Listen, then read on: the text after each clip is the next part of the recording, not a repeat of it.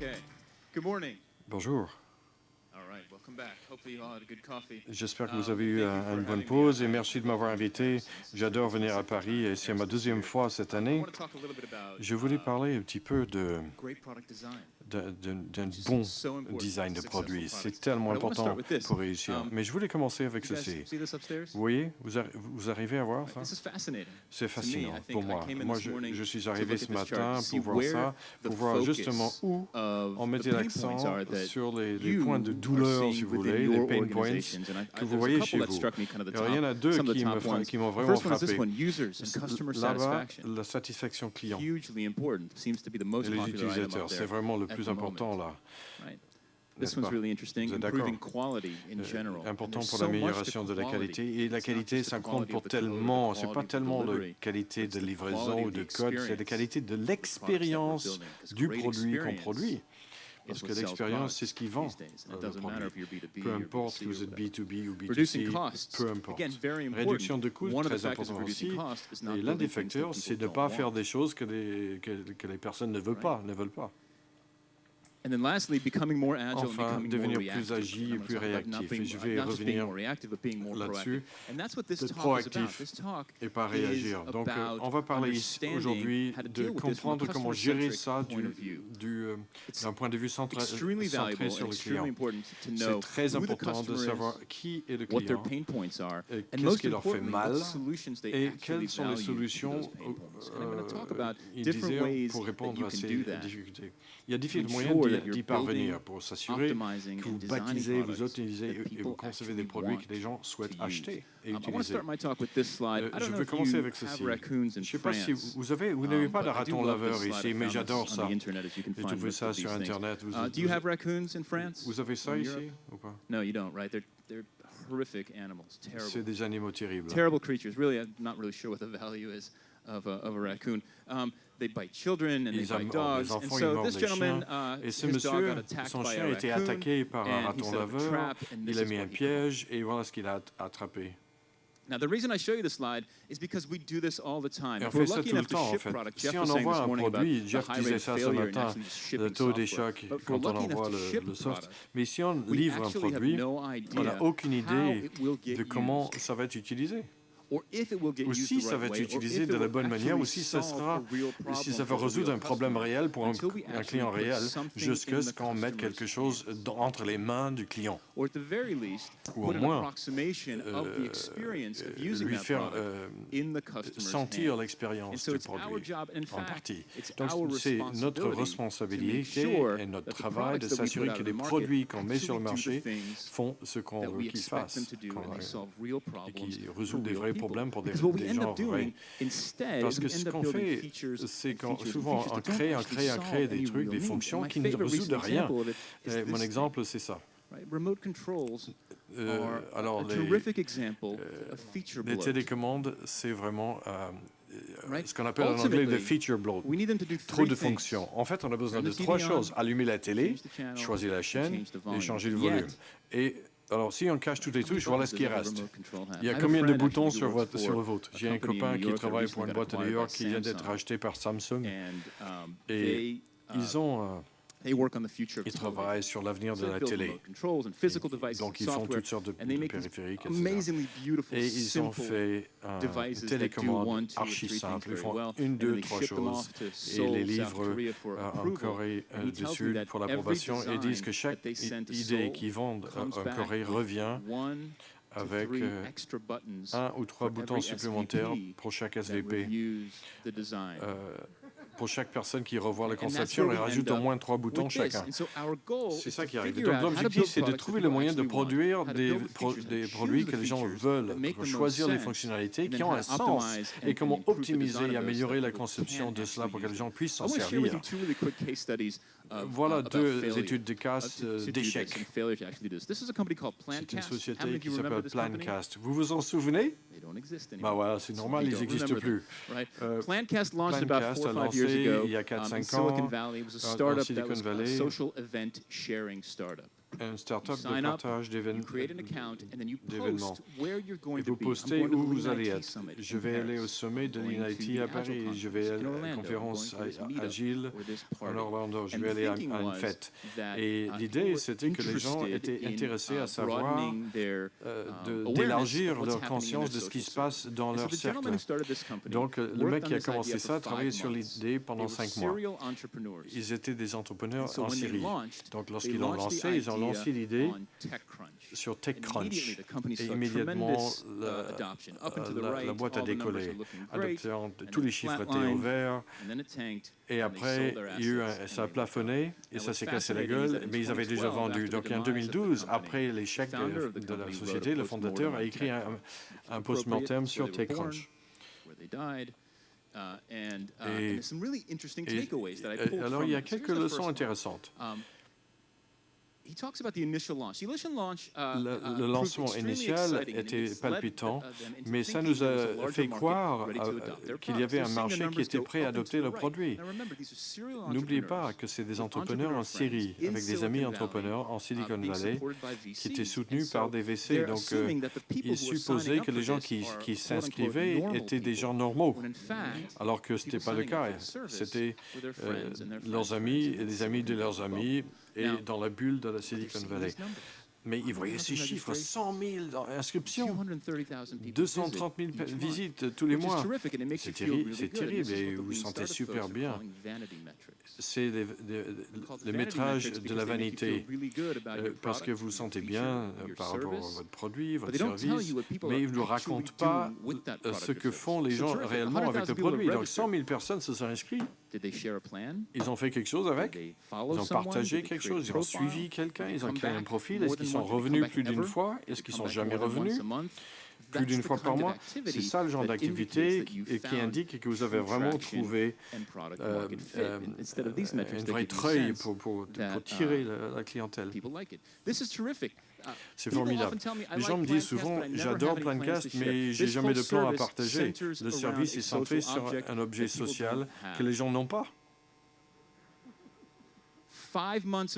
5 mois de travail, passer leur temps et l'argent de quelqu'un d'autre pour lancer un service, pour partager un truc que les gens ne possèdent pas.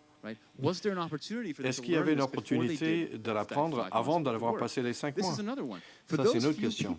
Pour ces gens-là qui ont un plan à partager, qu'ils ont trouvé suffisamment sympa pour poster, il s'avère que lorsque vous partagez les plans, ça ne vous donne pas le sentiment de chaleur où vous partagez une image de votre gosse, ou votre déjeuner, votre chien, ou vos pieds sur la plage, ou je ne sais quoi, qu'on voit dans les réseaux sociaux. Est-ce que vous pouvez avoir, avant de dépasser 5 mois pour bâtir le système, enfin, l'équipe a pris une partie contre une caractéristique, une fonctionnalité d'invitation. On ne le fait pas. Ils ont décidé de ne pas avoir d'invitation. Ils ont fait ça parce qu'ils ne voulaient pas devenir un autre truc d'invitation. Ils voulaient que les gens soient conscients. Et en faisant cela, dès le départ, qu'ils n'allaient pas avoir d'invitation, ils ont fini par créer un réseau antisocial. Un réseau où les gens étaient conscients de toutes ces choses formidables qui se passent théoriquement autour d'eux, mais ils ne se sentent pas invités ni bienvenus à y assister d'aucune manière. Donc, c'est amené à l'échec. Et est-ce qu'il y avait une opportunité pour eux de trouver cela, de découvrir cela avant d'avoir dépensé tout ce temps et cet effort et l'argent de quelqu'un d'autre? Évidemment, on pouvait le faire. Évidemment, la réponse est oui. On va y revenir. Deuxième étude, c'est Formspring. Vous connaissez Formspring? C'est parce qu'ils sont morts, encore une fois, vous savez, ça n'existe plus. Formspring est très intéressant encore. Créer un profil, vous me demandez ce que vous voulez. C'est ça, on peut demander n'importe quoi à n'importe qui. Au début, c'était formidable, ils ont lancé, à droite, tout est parfait, et ils ont fait faillite, ils sont morts. Le concepteur de cette société a écrit un post-mortem sur ce qui s'est passé, sur ce qui s'est bien passé, ce qui s'est mal passé. Et j'ai une citation. Un projet sur lequel ils ont travaillé, c'était l'idée d'un bouton de partage. Tweet this, like this. Voilà. Il disait, on a tellement d'utilisateurs et tellement de... C'est pas énorme de penser que les gens veulent aussi demandez-moi n'importe quoi. C'est un bouton demandez-moi. Et donc, ce qu'ils ont fait, c'est qu'ils ont passé 2 mois à bâtir l'infrastructure pour prendre en charge le trafic qui viendrait lorsque les gens cliquent sur le bouton. 2 mois pour concevoir le workflow qui en résulte. Et ils ont 2 mois de temps pour mettre en place les relations avec les contenus et les médias pour s'assurer que le bouton soit inclus dans l'ensemble des sites qu'ils voulaient cibler. Et en fait, personne n'a cliqué sur le bouton au bout du compte. 2 mois à parier sur l'idée de quelqu'un d'autre. Tout le monde le fait, on devrait le faire, non? Vous avez jamais entendu ça, non? Dans votre boîte. On parie sur une idée pour se rendre compte que personne ne voulait. Ça n'avait aucun sens dans le workflow pour le produit. Est-ce qu'il y avait une opportunité pour qu'ils le sachent avant d'avoir investi tout ça et cet effort? Évidemment, la réponse est oui. Et la raison principale en est, vous savez, vous en avez parlé depuis quelques jours là, la nature du logiciel a changé. On n'envoie plus des Lost en boîte ou sur des avions. C'est quelque chose en continu. Un déploiement, on envoie régulièrement. Et régulièrement, ce n'est pas une fois par semaine. Ça peut être une fois tous les trimestres. Mais qu'est-ce que ça a changé? Ça a complètement changé notre capacité de déterminer ce qu'il faut faire. Qu'il faut produire. À cause de ce processus en continu, ce qu'on a fait, c'est d'avoir un loop de retour avec notre marché. Une boucle de retour. Et on peut le mesurer, on peut évaluer ce qui marche et ce qui ne marche pas et réagir à ces changements aussi vite qu'on puisse vendre le logiciel en question. Ça nous permet de déterminer très rapidement si on fait des choses que les gens souhaitent avoir et s'il faut investir plus avant dans l'optimisation de ces expériences.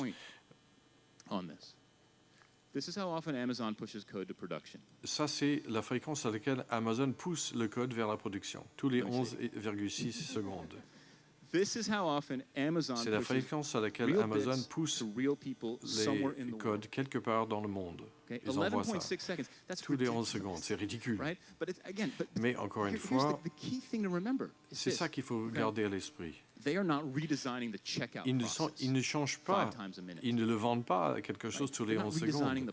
Ils ne refont pas toute la page produit. Ils prennent des petits risques. Et ils le lancent à un petit nombre de clients, un petit segment de leurs clients. Ils regardent, ils mesurent, ils apprennent. Et si c'était une bonne idée, eh ben, ils optimisent, ils vont le monter en puissance, ils vont l'élargir. Et si ça ne bouge pas dans les aiguilles dans le bon sens, ben, ils l'enlèvent. Donc l'étendue de l'échec, s'il y en a un, est minuscule. On travaille par petits lots.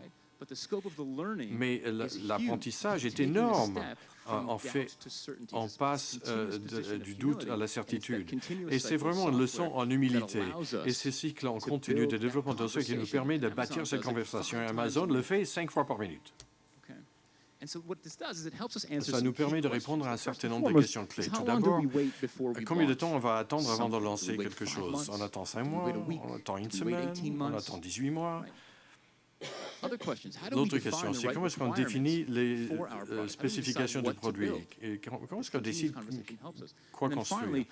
En fait, quels sont les signaux qu'on cherche à voir en provenance du marché pour dire que c'était le bon truc à construire, que c'était bien fait et qu'il faut mettre plus l'accent là-dessus, qu'il faut investir plus dans ce sujet.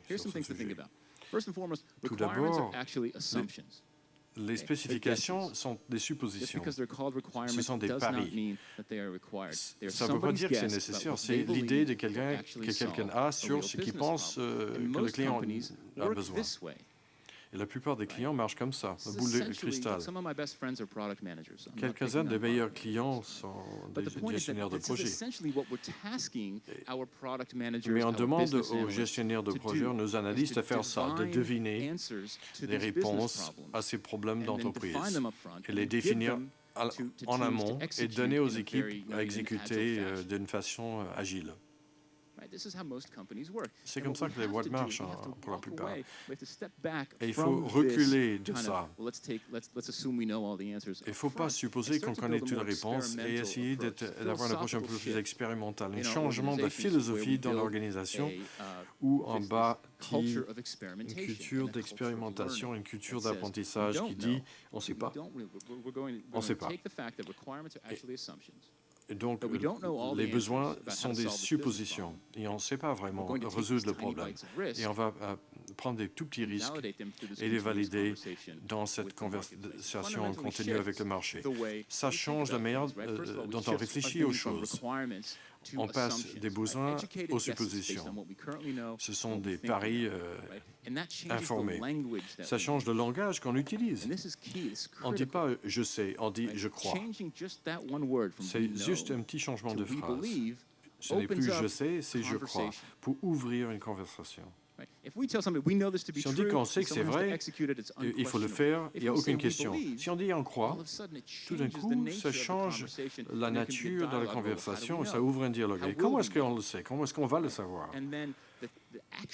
Et les actions, les tactiques, les prochaines étapes qu'on va franchir, ça passe. La conversation n'est plus on va le construire, c'est on va le tester. Avant d'investir lourdement, on va le tester. Nail it, then scale it. On met un clou et après on monte en puissance.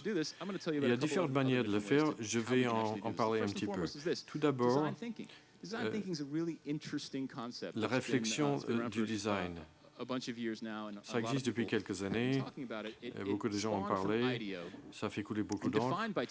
Défini par Tim Brown, qui est PDG d'IDEO. Un style de réflexion qui combine trois choses. Tout d'abord, empathie pour le contexte du problème. Il faut s'ouvrir, il faut comprendre quels sont les problèmes, que sont les clients et quels sont les problèmes qu'ils essaient de résoudre. C'est la racine du problème. Ensuite, la créativité dans la génération des solutions. On ne parle pas de créatif, on parle de créativité. Créativité, ça réside en nous tous, des concepteurs, des ingénieurs, des gestionnaires de projets, des analystes, etc.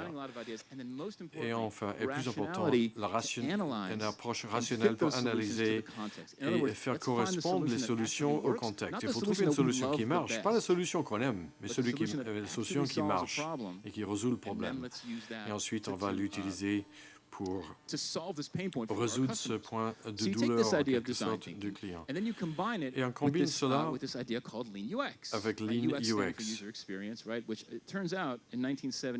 Dans les années 70, Yoda a partagé ça avec Luke. Vous savez, en Star Wars, ils en ont parlé dans le marais.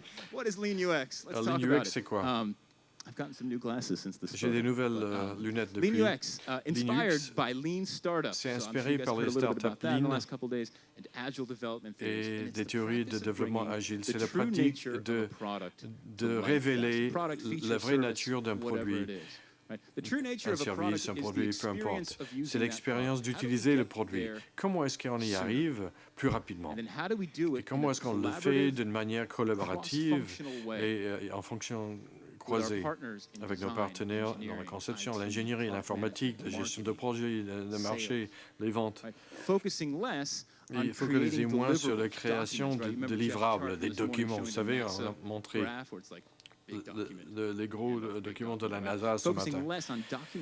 Donc, on focalise moins sur la documentation, on focalise plus sur la compréhension partagée dans cette équipe multifonctionnelle de leur expérience du client et des problèmes à résoudre pour ce client. Et la manière dont on va y parvenir, c'est de prioriser l'apprentissage par rapport à la croissance. Il faut apprendre d'abord, il faut comprendre si oui ou non l'utilisateur existe. C'est un pari. Est-ce que l'utilisateur a un vrai problème qu'on peut résoudre et est-ce qu'ils attribuent une valeur à une solution? J'ai travaillé sur plusieurs projets où il y avait un vrai utilisateur, un vrai problème, mais en fait, ils avaient besoin de rien. Ils avaient trouvé des workarounds eux-mêmes.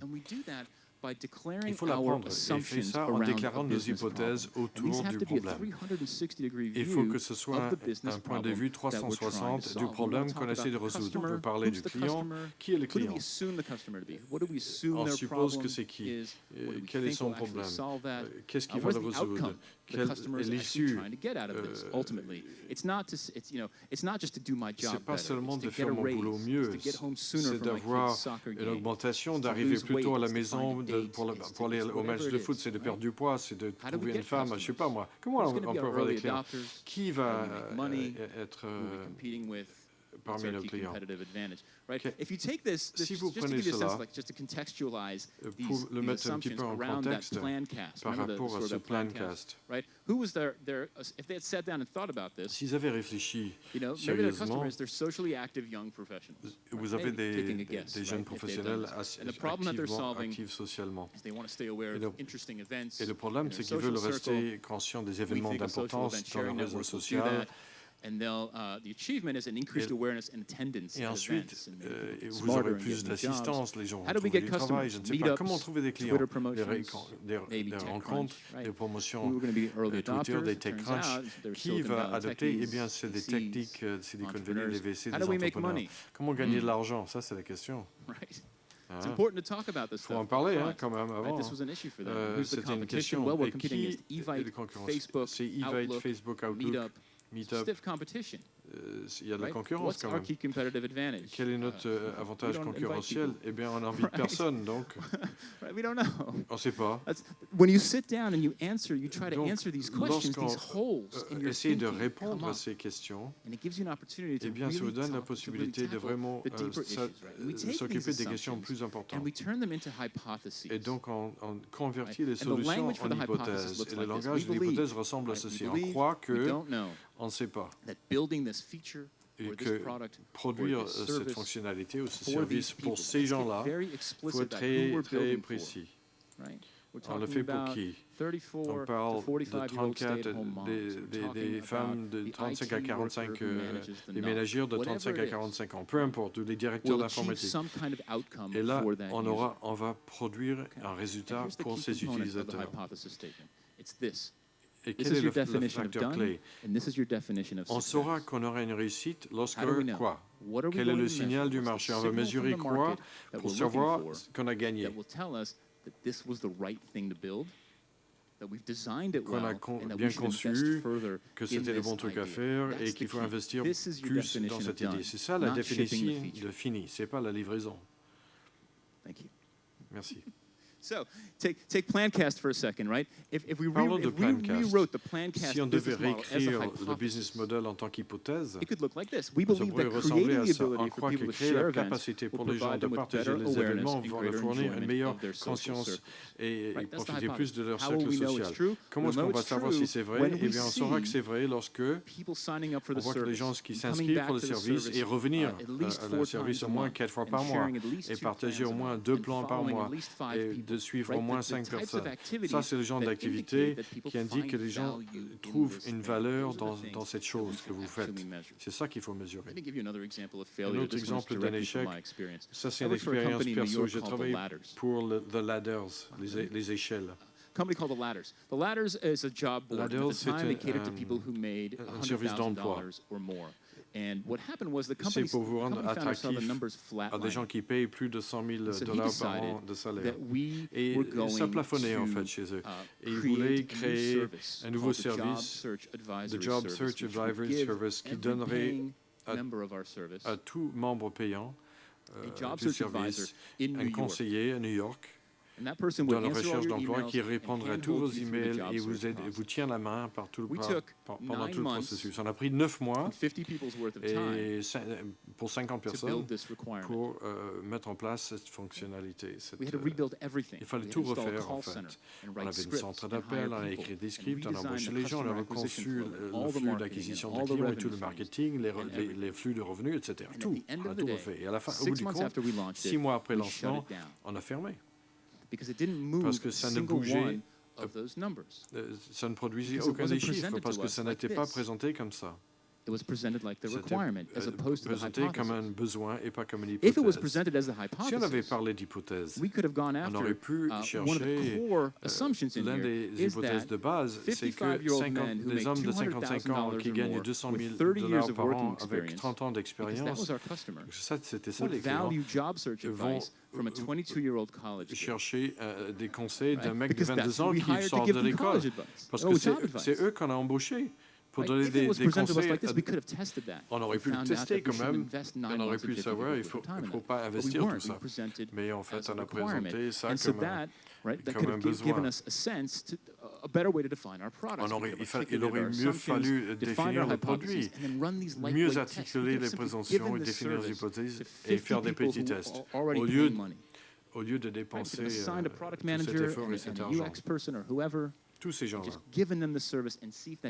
Donner le service et pour voir si ça change leur comportement. Est-ce qu'on en parle à leurs amis? Est-ce qu'ils renouvellent? Est-ce qu'ils trouvent un travail? Ça, c'est ce qu'ils sont censés faire. Et de parler de l'issue et comment le mesurer. Ça change la conversation. On ne parle pas de fonctionnalité, on parle du problème à résoudre. Et la question devient comment est-ce que vous allez le résoudre? Et plus important encore, c'est comment est-ce que vous savez que ça va marcher? On cherche quoi? Et au bout du compte, ça change la manière dont une équipe s'adresse à un problème et la manière dont on mesure les progrès. Beaucoup de sociétés avec lesquelles on travaille mesurent le progrès comme une sortie, des fonctionnalités qu'on produit plutôt que le but recherché pour le client et pour le business. Pour clarifier ça, la sortie, c'est des choses qu'on fabrique, c'est des fonctionnalités. Mais l'outcome, l'issue, c'est un changement mesurable dans un changement du comportement de client que vous pouvez attribuer à ce que vous avez produit. Une corrélation exacte. Troisième composant qui est l'impact. C'est une mesure de haut niveau de la santé de l'entreprise. Satisfaction client, revenus, bénéfices. On veut focaliser nos équipes ici au niveau de l'issue, de l'outcome, parce qu'on peut relier ceci à cette issue. C'est plus difficile de dire on a augmenté les bénéfices parce qu'on a amélioré les logins. Voici la clé de l'histoire. Works as designed, ce qu'on faisait avant n'est plus assez bon. Voici une image de la gym où je suis chez moi dans le New Jersey. C'est ce que j'aime le plus faire dans cette... C'est le théâtre cardio. C'est une pièce sombre avec un écran énorme, avec des haut-parleurs et il montre un film. Vous pouvez courir et regarder un film. Ce n'est pas un petit écran. Un grand écran, j'adore ça. Je viens à 5 h du matin, le film tourne, c'est formidable. Le gars qui ouvre le gym, il vient à 4h30 du matin, ils allument les lumières, il appuie sur play, il voit l'image, il entend le son, et il revient au magasin, il retourne jamais. Ça marche comme il faut. Moi, je viens à 5h30 avec plein d'autres gens. Dès que vous avez plus d'une personne, vous n'entendez plus le film. Et c'est complètement inutile. Donc il faut que je descende, je dois aller devant et demander au mec de monter le son. Ça ne suffit pas. Il faut être sûr que l'expérience réelle est bonne et que les gens souhaitent vraiment l'utiliser. Vous pouvez lancer toutes les fonctionnalités du monde et ça peut foirer. Ça peut être nul. Parce que vous l'avez lancé, ça ne veut pas dire que vous avez résolu un vrai problème pour les gens. Donc ce qu'on veut faire, c'est de focaliser nos équipes, centrer l'effort sur des issues réelles. Encore une étude de Ladders, c'est une bonne étude. Donc j'ai travaillé chez eux et on s'est rendu compte qu'on avait besoin d'améliorer la manière dont les chercheurs d'emploi se communiquaient. Et on avait une façon de le mesurer. C'était le taux de réponse de celui qui cherche un emploi. Le nombre de fois qu'un chercheur d'emploi répond à un employeur par le biais de notre système. Et c'était mesurable. Donc on a pris ce projet et le taux de réponse était de 14%. C'est horrible. Les gens payent tous les deux pour utiliser le système et personne ne se parle. On a pris une équipe et on s'est dit, votre boulot, c'est de déplacer ce chiffre de 14 à 75%. C'est tout. C'était l'obligation, leur objectif. Ils pouvaient faire ce qu'ils voulaient du moment où ils déplacent le chiffre d'une manière évolutive. Quelque chose qui était automatisé et qui pouvait monter en puissance. Donc on a fait pris une équipe mixte, on les a rassemblés et on leur a demandé de faire du remue-ménage pour trouver des idées. On a priorisé les solutions proposées et on a fait des expériences très rapidement. Et au bout de 3 mois, l'équipe a passé les chiffres de 14% à 38%. Ils ont échoué? C'est difficile à dire. Une sortie, c'est binaire, et une issue, c'est difficile à mesurer. Ils sont allés devant la société, on a travaillé pendant 3 mois, on a expérimenté sur beaucoup de solutions. On est à 38%. Est-ce que vous voulez bien nous financer pendant 3 mois supplémentaires? Évidemment, l'organisation a dit oui, c'est des progrès, on apprend des choses. On a eu 3 mois supplémentaires. Au bout de 6 mois, on était à 68%. Par l'expérimentation, le test, et en montant en puissance quand on voit l'aiguille bouger. Et 68% de la société, vous êtes bon, on passe au prochain objectif. Ça vous permet de collecter des données de manière objective et de prendre des décisions informées basées sur l'observation de vos objectifs, basées sur les preuves. Est-ce que nous sommes en train de changer le comportement des clients de manière efficace? Et si oui, il faut en faire plus. Donc, quand vous arrivez à la collection de ces données, vous finissez avec 3 choix, inévitablement. Tout d'abord, c'est une mauvaise idée, il faut le tuer avant que ça vous tue. C'est une mauvaise idée, ne le faites pas chez vous, évidemment. Si les données indiquent que c'est une mauvaise idée, il faut le tuer. Parfois, les données, c'est un peu sombre. Vous allez dans le bon sens, mais vous arrivez nulle part. C'est là où il faut faire un pivot. Rotation de stratégie. On change les tactiques. On garde la stratégie. Et parfois, on trouve la bonne idée. C'est là où on va doubler les efforts et on va nail it et scale it. On va mettre un clou et avancer et monter en puissance. On a trouvé les trucs, on avance. Voilà la partie facile. La partie facile, c'est les mesures. Ce n'est pas forcément bien fait, mais c'est facile. On peut mesurer, on peut le mettre dans le soft, l'utilisation, les mesures, l'utilisation, et parler au client. C'est facile. On sort, on va voir le client, on en parle. Et on trouve pourquoi il se comporte de telle ou telle manière. C'est formidable, ça. Faire une pause et réfléchir. On fait des post-mortem, discussions très larges. Beaucoup de sociétés ne le font pas, mais c'est facile. Maintenant, qu'est-ce qui est difficile? C'est de changer de cap. Une fois qu'on arrive au point où on a appris, même si on a travaillé dessus 6 mois, vous savez, cet avion-là, c'est pas parce qu'on a investi tout cet argent, ça n'a pas forcément un sens de continuer. Il faut pouvoir changer des caps. C'est ça le plus dur. Et c'est là où la maturité et la discipline entrent en jeu. Réfléchir, c'est facile. Et qu'est-ce qu'on fait? On arrive à remédier au risque en ne faisant pas les choses que les gens ne veulent pas. Pourquoi faire ça?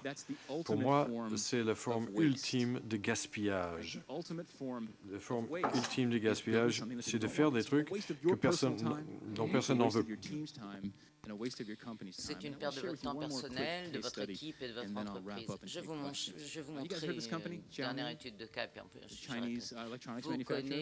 Vous connaissez cette entreprise électronique de Chine. En fait, ils ont pris le monde par surprise parce qu'ils commencent à élaborer une méthodologie universelle en ce qui concerne le développement de hardware. Et ils livrent 100 000 téléphones tous les mardis à midi. Et dans quelques heures seulement, pas jours, quelques heures, ils commencent à avoir les remontées clients. Donc quantitatif et qualitatif. Et en des heures seulement, ils font remonter les informations des clients aux ingénieurs. Donc, il y a une itération non seulement sur le software, mais aussi sur le hardware, parce qu'ils mettent le client au centre de leur focalisation et ils avancent de plus en plus vite. Donc, si vous pensez à cela, les idées derrière une stratégie de focalisation client, ça n'est pas limité à ceux qui conçoivent, aux designers. Il faut mettre également en jeu la perspective de la définition du produit par le processus de toutes les disciplines. Il faut également démontrer une empathie forte pour l'utilisateur final. Il faut comprendre le pourquoi derrière toute initiative, apprendre plus vite en partageant la découverte et le processus de création. Comme ça, les gens comprennent pourquoi nous faisons ce que nous faisons. Pourquoi est-ce que nous voulons trouver le bon produit de cette manière? Parce que ça réduit le temps passé à construire le mauvais produit. Et puis également, ça donne un impétus à l'équipe dans sa globalité et tout le monde comprend pour qui ils résolvent les problèmes. Et également, on veut garantir qu'on travaille sur les bons projets. Et bien évidemment, la façon dont on change l'approche au travail en nous rappelant tout le temps que les besoins sont des prémices, que le but, c'est le résultat, que l'équipe ensemble peut avoir des tas d'idées et qu'il faut mettre ces idées à l'essai sans aucun scrupule. Et si rien ne fonctionne, il faut changer de cap. Et c'est comme ça qu'on travaille avec nos clients. Donc je vous remercie de m'avoir écouté. J'aimerais prendre vos questions et j'ai mes livres disponibles au premier étage si vous voulez.